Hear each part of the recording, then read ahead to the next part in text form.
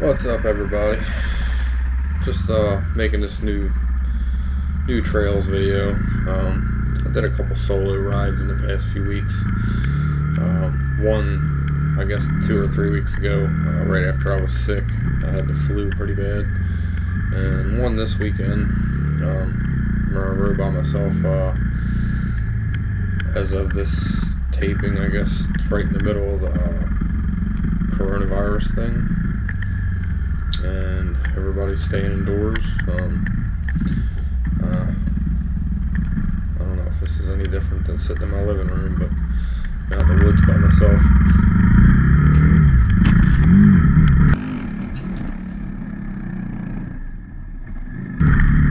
Up top here, where I'm turning around at that little tree, found a piece of rebarb sticking out, and guys we were riding with the other week said that they've been getting a lot of flats back here, and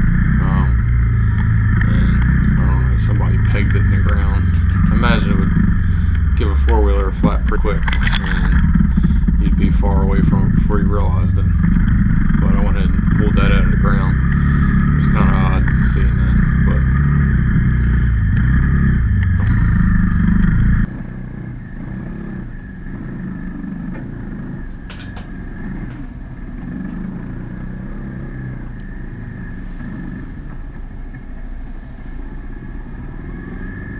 this is all old trail. I'm just trying to make it all look like a loop, to connect to it. I'm getting ready to start it now.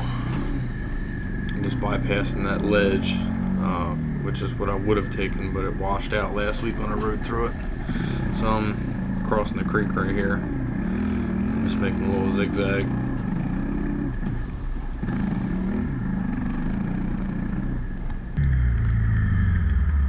Not a bad little loop. This creek probably is gonna, get dug out a little bit, but shouldn't be a big deal. It's pretty sandy.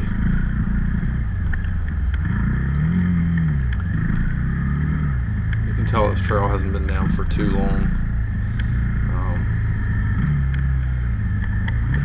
This, I don't know if it was part of the trail, but it looked cool to me, so I decided to make a little elbow out of it.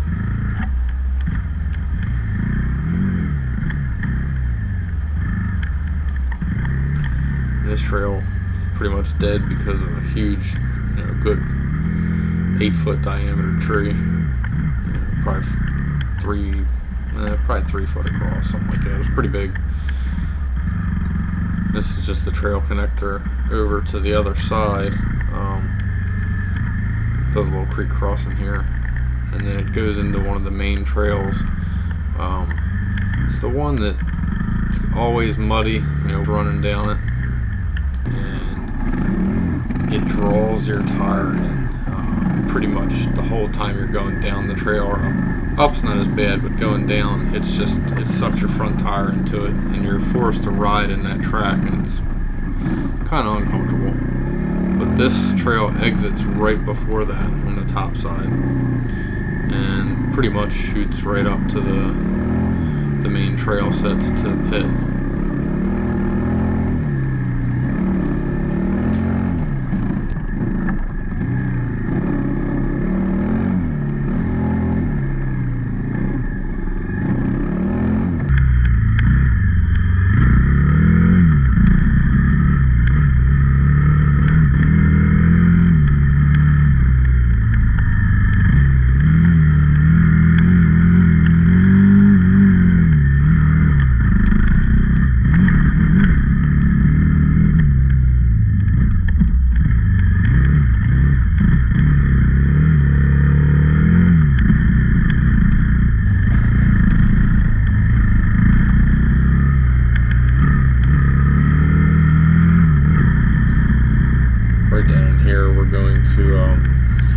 Get into another little trail connector. It's a pretty short new trail.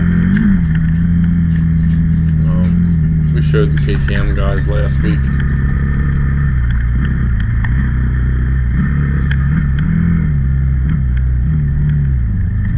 It's got 2 ways to go across. You can go straight across right here, which I haven't done yet. And you can go this way. Probably better off staying to your left, because I tried to tuck it in on the right and dropped it on the side. The front wheel went up it, then it bottomed out, and I fell right over. So, but I imagine that rut's going to get dug in pretty quick, and we're going to have to try and widen the rut, otherwise we're going to be bottoming out on both sides. It's a pretty good little spot. It seems like people stopped using it just because of the tree had been falling, and we drug the tree out of the way because it's... That didn't work. Yeah, it didn't. The tree was just dilapidated, and that was the only reason I could see for nobody using it anymore.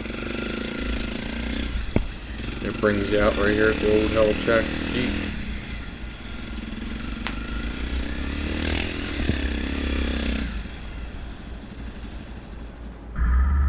It's funny, the Jeep's been there forever. I mean, probably the better part of 20 years. And somebody wrote "Welcome to Hell Track" on it.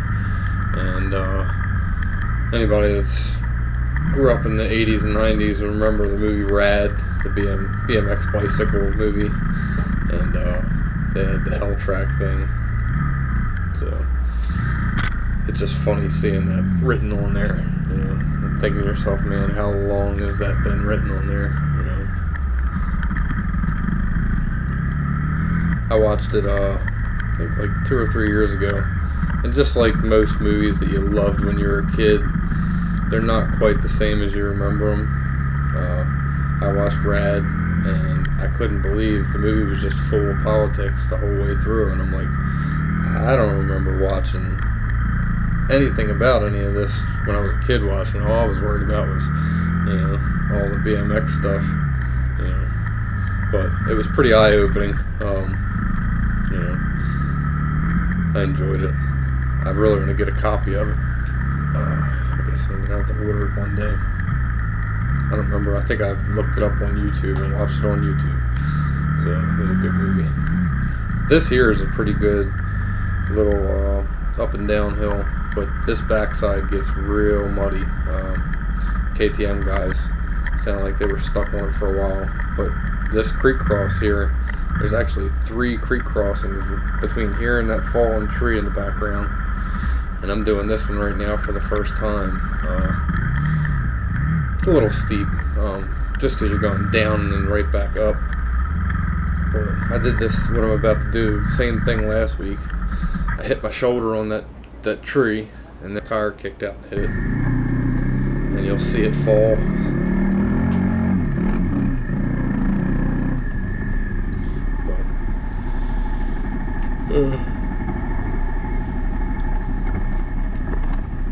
I've never been able to make it up this. It's never been dry enough. It's not really a huge hill, but when it's pasty and muddy, it's a challenge.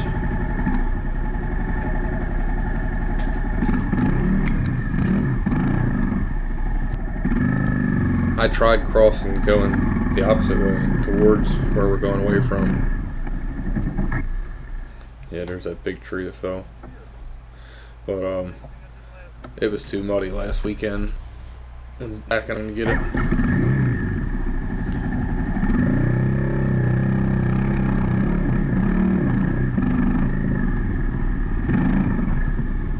And this just leads to another small creek crossing. It's pretty cool. A lot of this stuff is single track when it comes to the creek crossings. You're not going to get a 4-wheeler or anything back in there. There are lots of dirt bike only trails down through here. Because the ravines just don't allow for a 4-wheeler to get through them.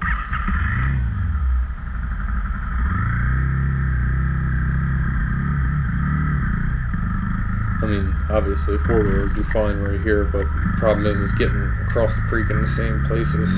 They'd have to make all new creek crossings, and a lot of these ravines are pretty gnarly, you know. I mean, this is just a low spot right here that allows you to get through. But this is the small creek. The one that we crossed in previous video, the CRFs versus WR part 1, that creek, that ravine is a good, in some places, 20 feet deep, you know, and it's shaped like a V, you know. You get a four-wheeler down there, you're pretty much going to ride it through the ravine all the way to the end, you know, if you're lucky and there's no trees falling through it. But this is always a favorite place of mine, you know, even back when I was growing up.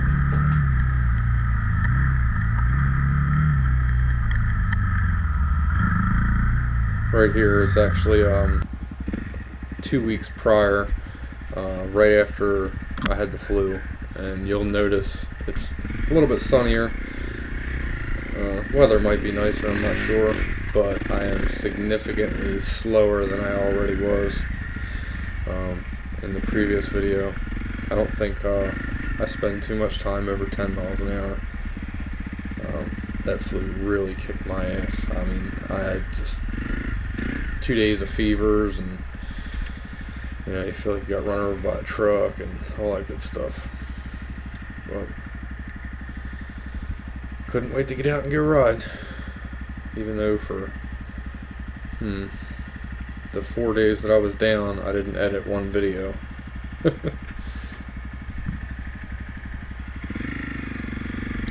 But this is just a connector to where I just was, and it takes you over to the big ravine that I was talking about. I don't cross it, I'm obviously by myself. I'd probably get down in there and never get out, or at least the bike would never get out. Especially this day, because I wasn't struggling, but I was probably at half strength, if that. But there's not too much that stops me from riding.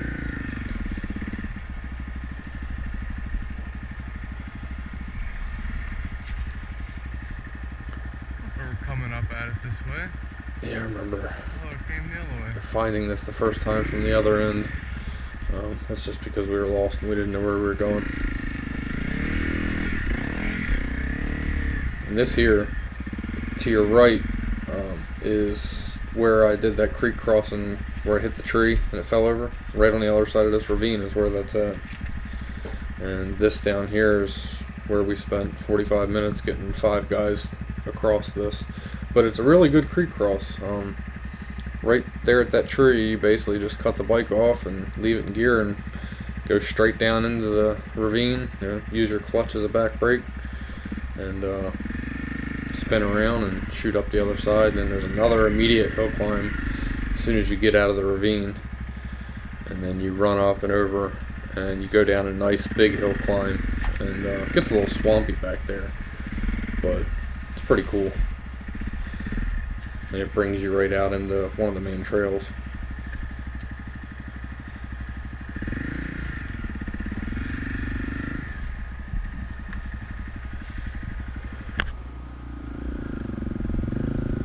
I just so happen to have this footage, so I went ahead and connected it all together.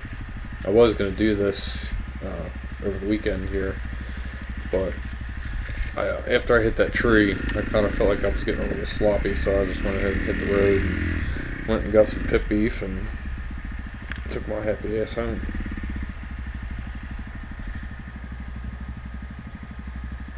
For the most part, I'm just putting around through here, getting a look at everything.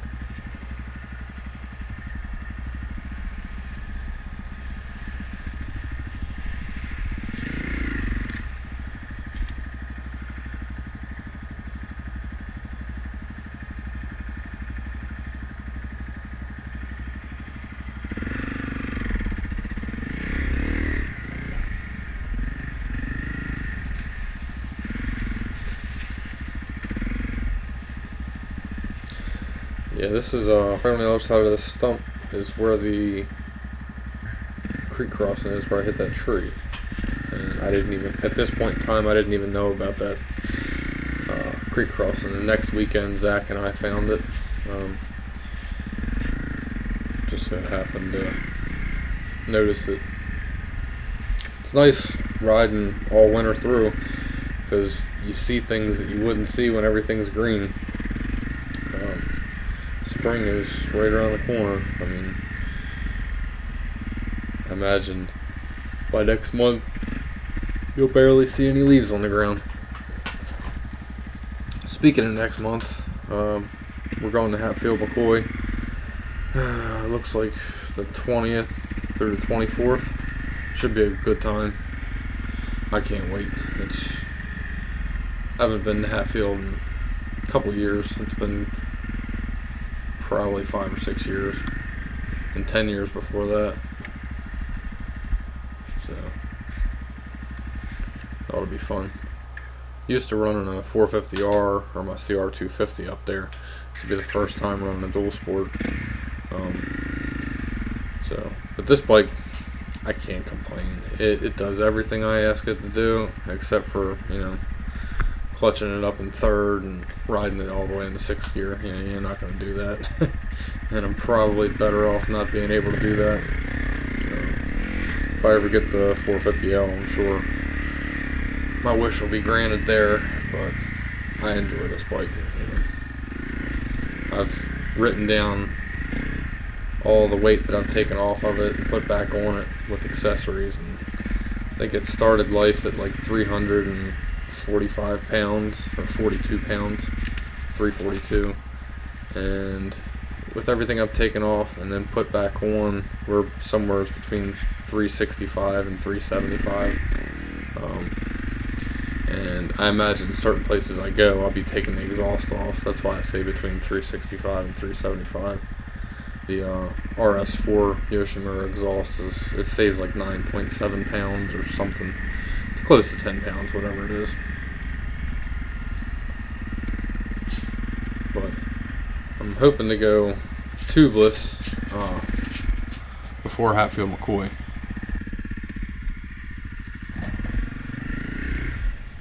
So I was looking at tires last night, and I've got the Motos or Moto Z Desert Tractionators, however you say it. They've been great tires. I've put about 3,000 miles on them, and they're still probably 70% tread on the back and probably 85 on the front. Wish I could get some brakes that would last that long. My bike has been eating brakes. I think I've spent probably $150 on brakes in the past, just since the new year. So I'm looking at getting the Motos Extreme Hybrid Gummy BFM tire. Not too sure what BFM means, but I'm going to run that with the New Tech tubeless system in the rear. Like I said, my front tire's in great condition, and I have no complaints. I've only ever washed out in the front end one time, and it was right after talking about how good the tire was. And basically I caught a root that ripped out of the ground, and I was on like a 45-degree angle hill going down it, and it just washed out. It was just funny that it's right after I said something, front end came out from underneath of me. But yeah, I've just about looped this whole fiasco here. Just wanted to point out some of the new trails. I tried to take the KTM guys through it a couple weeks ago, and we didn't quite get to do all the trails. Plus I found some new ones today.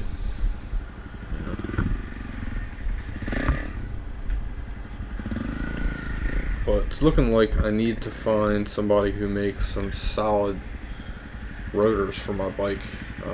It's eating brake pads, something terrible, and obviously you guys see I ride through a lot of muck, and I do believe that muck is getting between the drilled holes and the rotors. I mean, they're not really doing much for cooling the brakes down.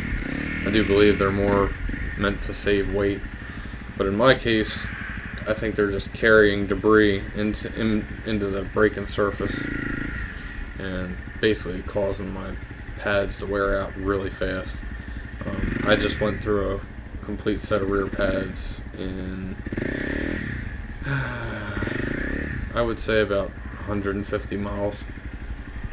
So front pads aren't having as much issue. They usually last me about 600 miles, and that's been pretty much the case. Actually, I'm sorry, 800 since I bought the bike, and it had 570 miles on it when I got it. So I'm not so concerned about the front, even though I do get every once in a while I can feel a rock in one of the holes in the rotor, and it will chew a set of pads up quick. Again, I'd just like to get a set of solid wave rotors. They probably weigh about the same. I'm not really too concerned about the weight as I am actually braking performance, because Zach found out, he rode my bike last weekend, and we got to talking, and I'm like, man, your brakes feel so good, and he's like, yeah, yours feel like trash, and I'm like, yeah, they do. I agree 100%. And the Rally has the 320 millimeter, it's a larger front rotor, and you can't even tell. It's right now my brakes feel terrible. I've been running the EBC red pads. Yeah, you can hear them. Pretty sick. We're nearing the end of the video now, but hopefully I get the braking system figured out soon. Probably not by Hatfield, but it'll all work out. If any of you guys want to go riding, shoot me a comment or DM me on here. I'm in Baltimore, so I usually ride on Saturdays, just in northeast area, East Baltimore. Have a good one.